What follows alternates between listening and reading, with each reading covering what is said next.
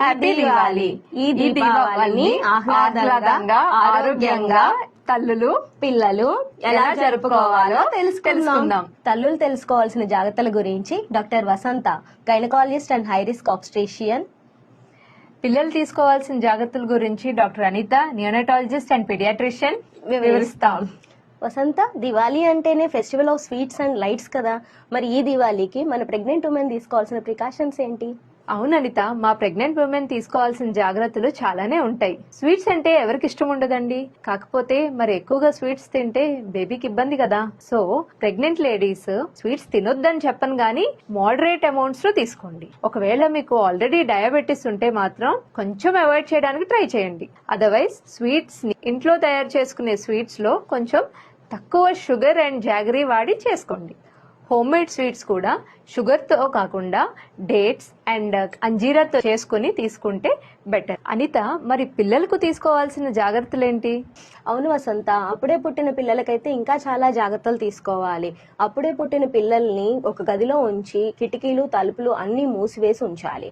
వాళ్ళకి శబ్దాలు ఎక్కువగా వినిపించకుండా అవసరమైతే చెవుల్లో ఇయర్ మఫ్స్ పెట్టాలి.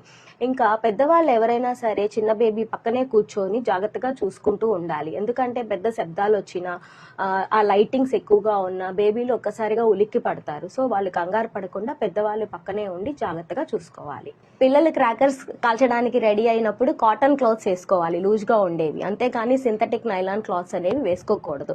అండ్ కాల్చేటప్పుడు పేరెంట్స్ అనేవాళ్ళు పక్కనే ఉండాలి, జాగ్రత్తగా చూసుకోవాలి.